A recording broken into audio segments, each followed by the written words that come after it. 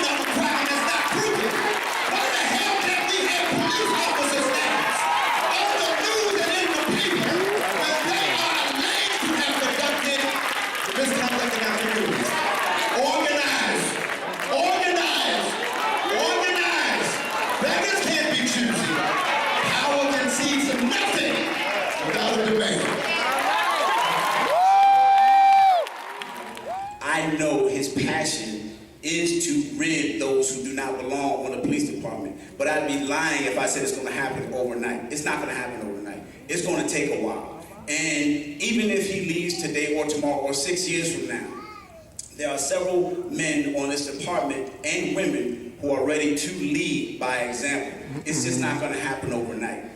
Some of the things that happen within the city, with our young men being arrested and our young men being shot down in the city, in the streets, I stand here transparent and I tell you, I am petrified to let my sons and daughters, I have 4 kids, in the city limits if they're not with a family member. And I shouldn't feel that way because I grew up Lock Raven and Cold Spring Lane, 1329 Crofton Road. We didn't have the tragedies that are happening today then. But I also say that my father put the fear of God in me, so I wasn't going to be out there doing something stupid. I don't want to take too much time up, but I would say that do not judge all police officers by their uniform. I stand here and I tell you that I do the best that I can to be the role model for you, because the bottom line is you pay my salary. Okay. I work for you, and I recognize that. And I make mistakes, but I understand malice. I understand gross negligence. Right. And that line will not be crossed. But I understand there are those on the department who do. And I know for a fact that we are working as hard as we can to try and remove those entities. Thank you so much. Would you give a big hand? In case you don't know, we are live right now on Majesty Q. I'm eternally grateful for their partnership. They've got a question that have come in, and I'm going to yield to Squirrel Wise. Yes. This is coming from M. Lowry. What are the next steps? We've been talking about change. I want to hear from the officer on the panel about what he believes is the answer. And that came from 92Q Jams, Be More Twitter. Repeat the question for me, please. We've been talking about change. I want to hear from the officer on the panel about what he believes is the answer. I think it's a combination, to be totally honest with you. The police have to change some of their methods as far as discretion. We talked about that earlier. There's not always the need to make an arrest.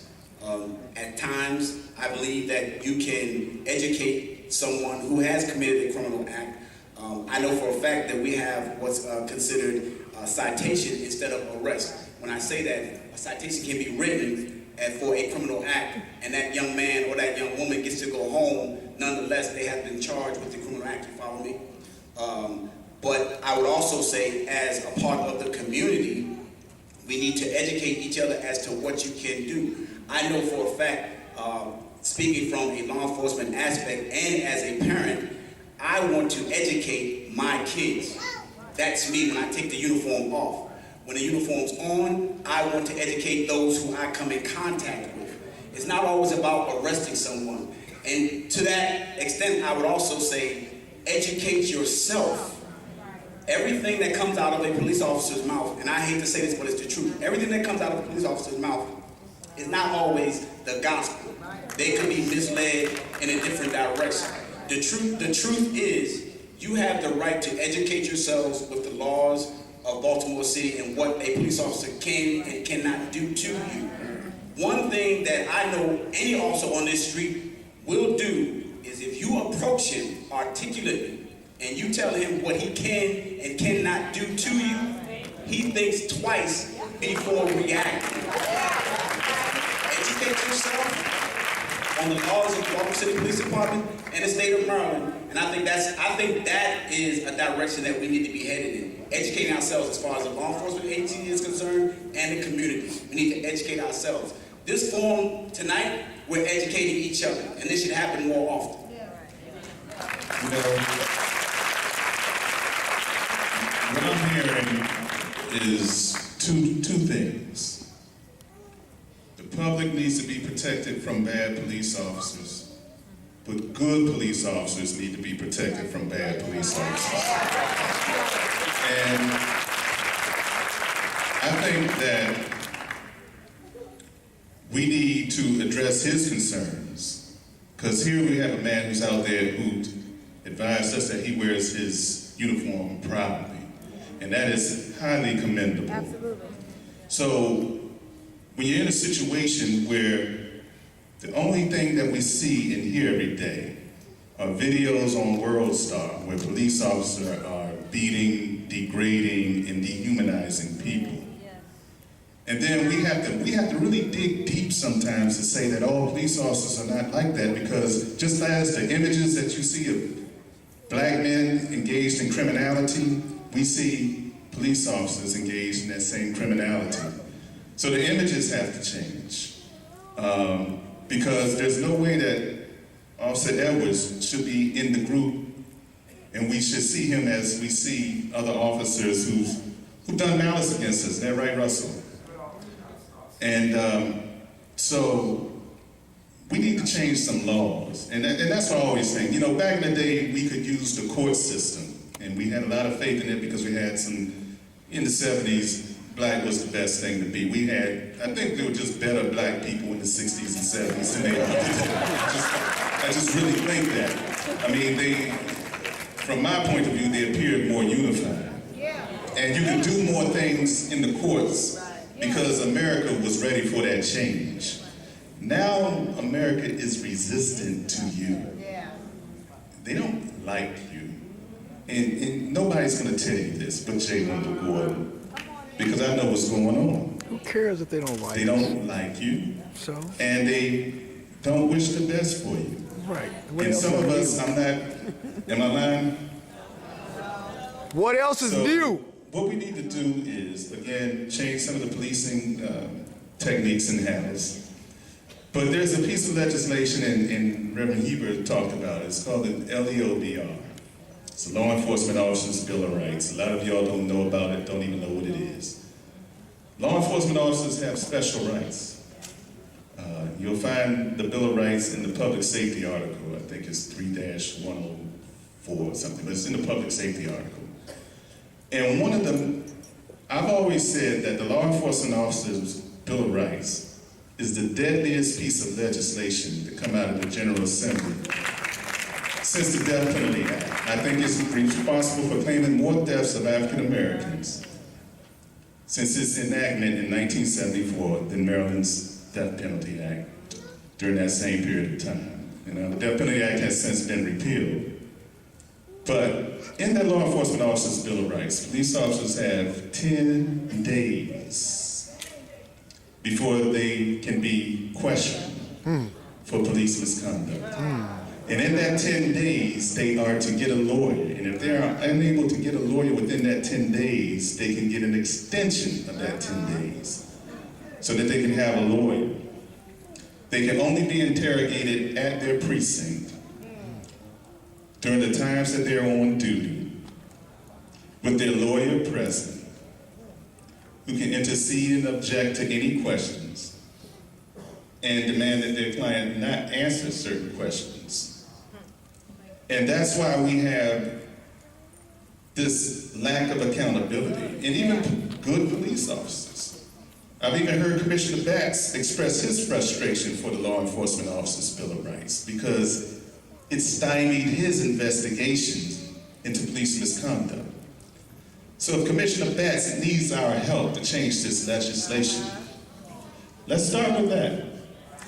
Let's repeal, even if we don't repeal the entire law, let's repeal this 10-day rule.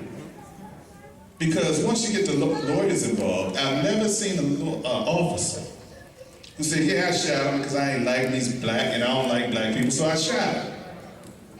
They're never going to say that. They're going to have something to say. And I call it the 3 Ds. They deny, they defame, and they, I can't even remember the last one, destroy.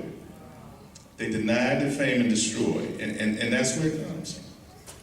And everything flows from there. It's a page right out of the playbook. He's coming at me. He's charged me. It's every day is the same. And they'll make an excuse, and even when they don't do anything.